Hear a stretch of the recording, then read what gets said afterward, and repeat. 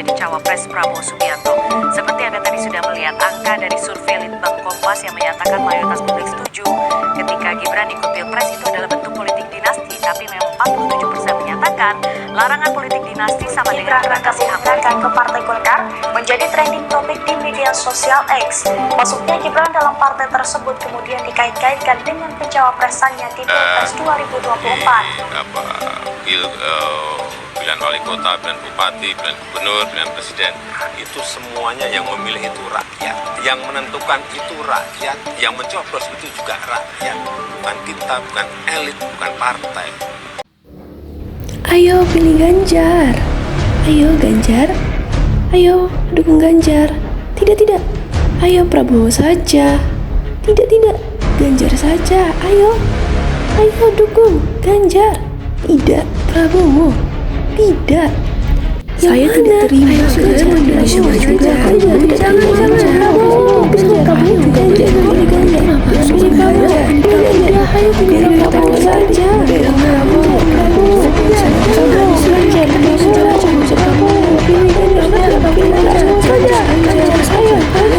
dong.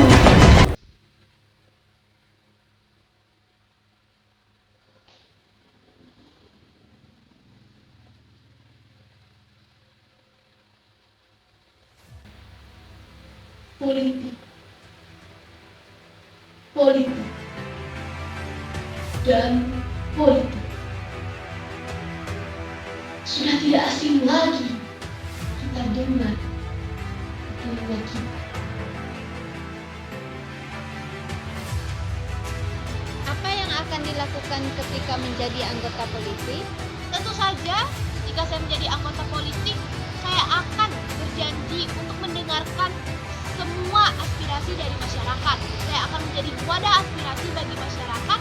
Saya juga akan mendengarkan suara-suara dari masyarakat. Karena prinsip saya dari rakyat, oleh rakyat, dan untuk rakyat. Ya, benar.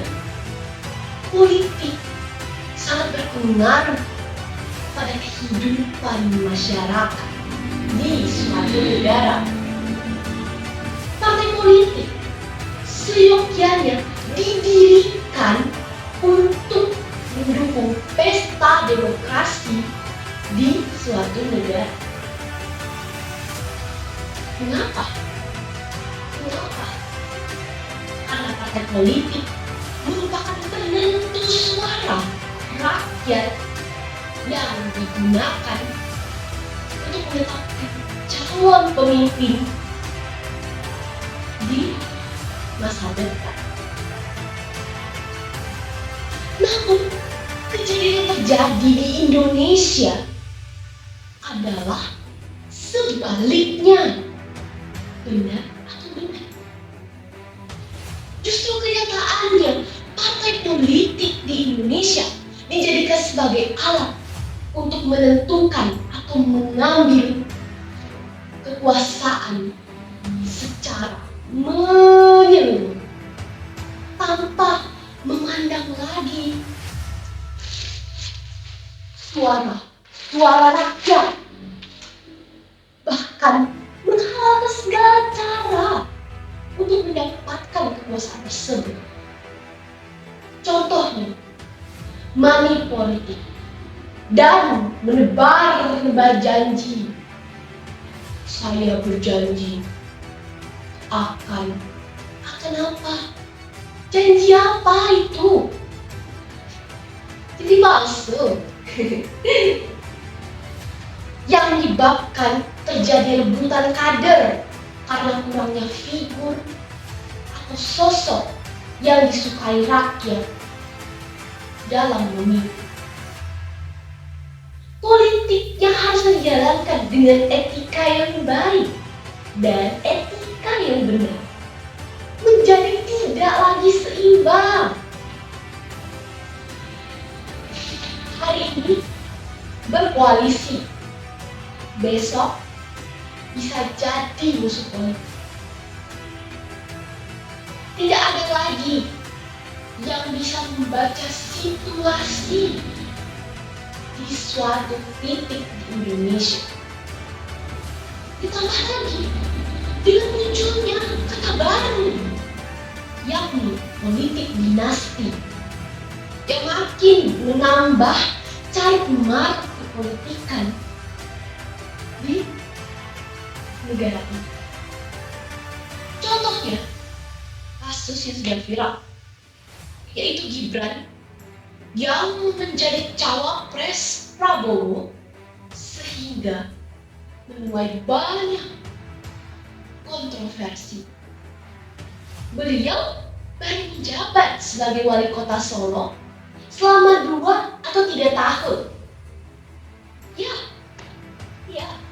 tentu saja masa baktinya masih belum selesai.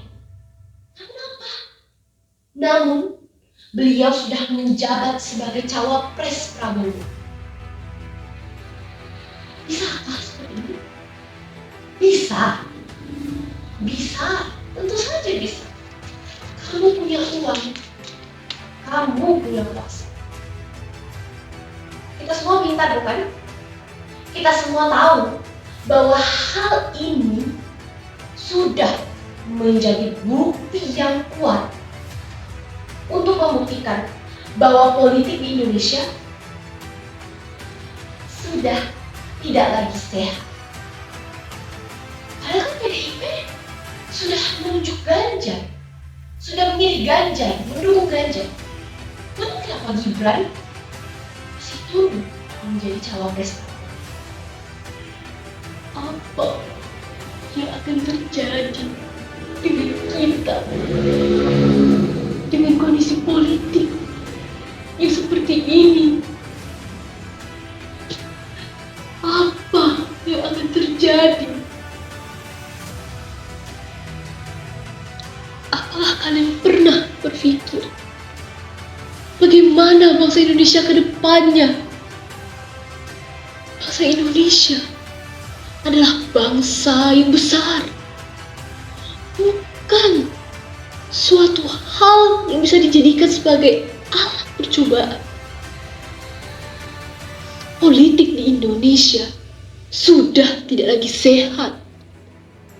Jika politik seperti ini terus dijalankan,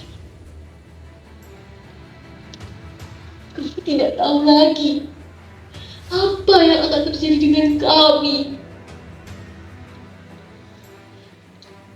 Maka dari itu, kami ingin partai politik untuk mencari seorang pemimpin yang tidak hanya dilihat dari seberapa besar kuasanya ataupun seberapa banyak uangnya, melainkan melalui kualitas diri dan pengalaman-pengalaman yang pernah dijalani. Namun, kembali lagi pada pilihan kalian masing-masing. Jika kalian masih ingin mempertahankan politik yang seperti ini, maka pertanyaan terakhir dari saya, apa yang akan terjadi dengan bangsa Indonesia ke depannya?